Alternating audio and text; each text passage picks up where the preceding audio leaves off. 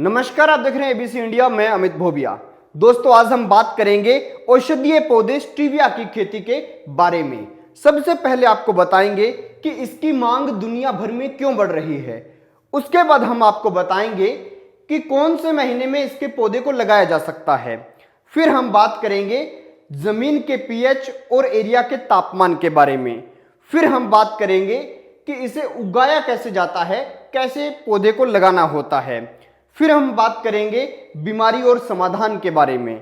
फिर हम बात करेंगे इसमें आने वाली सबसे बड़ी समस्या कौन सी है उसके बारे में। और फिर हम बात करेंगे हार्वेस्टिंग कब और कैसे करनी है। और फिर हम बात करेंगे कि इसके अंदर कमाई कितनी है और खर्चे कितने हैं। तो दोस्तों, ये वीडियो शुरू करूं इससे पहले आप चैनल को सब्सक्राइब कर लीजिए, बेल आइकन को दबा लीजिए और इस वीडियो में मिलने वाला है आपको स्टीविया की खेती के बारे में संपूर्ण ज्ञान।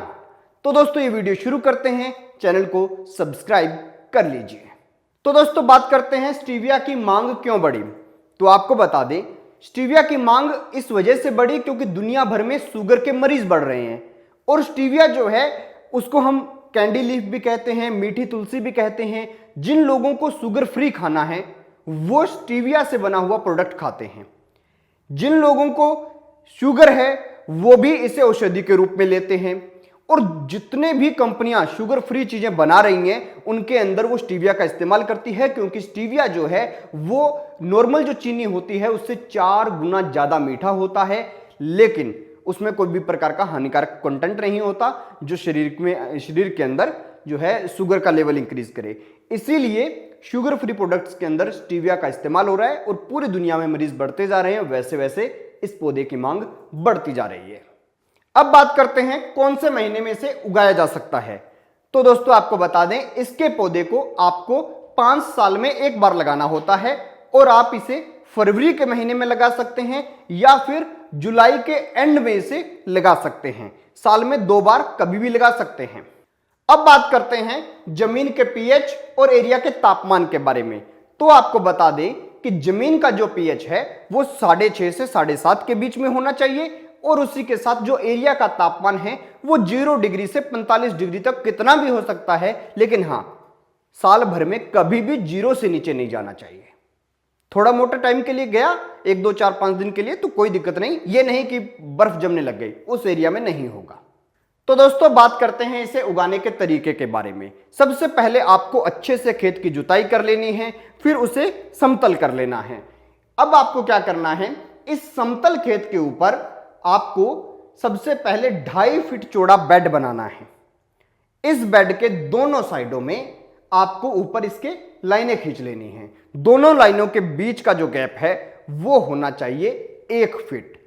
और इस बेड के दोनों साइडों में 1.5 फीट की जो है नाली होनी चाहिए। 1.5 फीट चौड़ी नाली होनी चाहिए। वो नाली बड़ी काम आएगी, उसके बारे में बताऊंगा क्या काम आएगी। खैर, आपने जब ये लाइनें खींच ली, इनके बीच का गैप है 1 फीट, तो आपने क्या करना है, इसके ऊपर पौधे लगा देने हैं। और पौधों के बीच का जो गैप है वो आपने रखना है 8 इंच का और इस तरह से पौधे लगा देने हैं। ज्यादातर लोग इसकी नर्सरी तैयार कर लेते हैं, जो पंजीरी होती है छोटी छोटी, वो लगा लेते हैं, तो वो ज्यादा कामयाब रहती है। कुछ लोग कहते हैं कि इसका बीज, जैसे मूंग की खेती में बीजा जाता है वैसे बीज बो लेते हैं, तो वो भी कामयाब रहता है, उसमें भी कोई दिक्कत नहीं है। तो इस तरह से आपको इसकी बुआई करनी है। तो दोस्तों, अब बात करते हैं बीमारी और समाधान के बारे में। तो आपको बता दें, स्टीविया के अंदर किसी भी प्रकार की कोई भी बीमारी नहीं होती, क्योंकि ये प्लांट जो है ये खुद ही एक एंटीबायोटिक प्लांट है और एंटी फंगल प्लांट है। और इसी के साथ अगर आपने इसके अंदर यूरिया, डीएपी ये सब डाल दिया तो आपका जो प्रोडक्ट है वो रिजेक्ट हो जाएगा, क्योंकि बीमार आदमियों के इलाज के लिए तो इसे भेजा जा रहा है और आप उसके अंदर जहर डाल के बेच दोगे तो कंपनी क्यों लेगी। इसीलिए इसके अंदर आपको खाद डालनी है। तो आप इसके अंदर जैसे वर्मी कंपोज हुआ या फिर कोई नेचुरल खाद आपने ऑर्गेनिक तरीके से बनाई है तो वो डाल सकते हैं। बाकी ये पौधा आपसे कभी डिमांड ही नहीं करेगा कि इसके अंदर कोई खाद आपको डालनी पड़े। तो दोस्तों, अब बात करते हैं इसके अंदर आने वाली सबसे बड़ी समस्या के बारे में। आप सोच रहे होंगे कि इतनी अच्छी खेती है जिसके अंदर ना खाद डालनी, ना कोई ज्यादा पानी देने की जरूरत, ना कोई खास टेम्परेचर की जरूरत।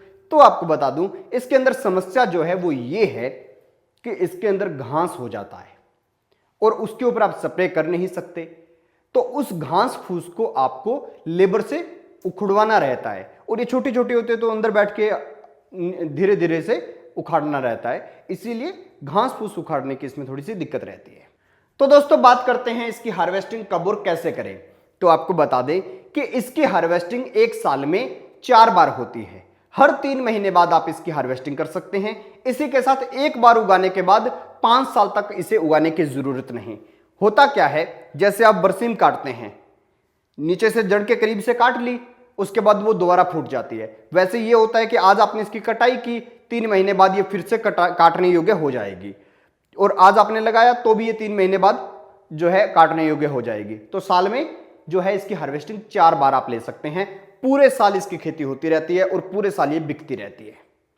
इसकी पत्तियां जो हैं उनको आपको अलग निकाल लेना है सुखाकर, तो सूखी हुई पत्तियां अलग बिकेंगी, और जो स्टेम है वो आप पशुओं को खिला दीजिए, और पशुओं की सेहत के लिए बहुत अच्छी होती है इसकी स्टेम। तो दोस्तों बात करते हैं कमाई और खर्चे के बारे में।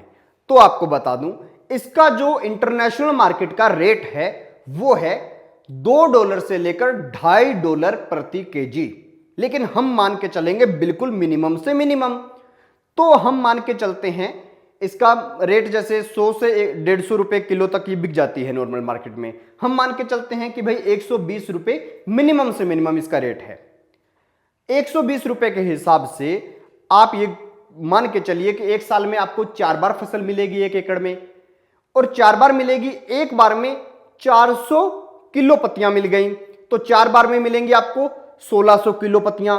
तो 1600 को 120 से गुना कर लीजिए। 1600 किलो पत्तियां 120 रुपए प्रति किलो रेट, गुना कर लीजिए, 1,92,000 रुपए आपको यहां पर बन जाएंगे। यानी कि प्रति एकड़ की जो कमाई है 1,92,000 है। खर्चे इसमें ज्यादा है नहीं, ज्यादा से ज्यादा आपके 10 या 15,000 रुपए प्रति एकड़ का खर्चा आ जाएगा। और भी ज्यादा खर्चे करेंगे तो आपका 1.5 लाख मुनाफा जो है प्रति एकड़ बचेगा।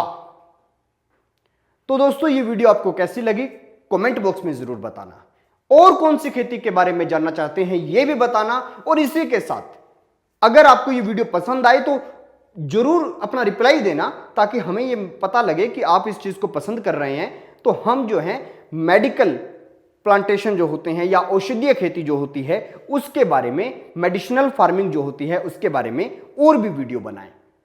तो दोस्तों कमेंट जरूर कीजिएगा, चैनल को सब्सक्राइब भी जरूर कीजिएगा। देखते रहिए एबीसी इंडिया, आपकी आवाज आपका विश्वास।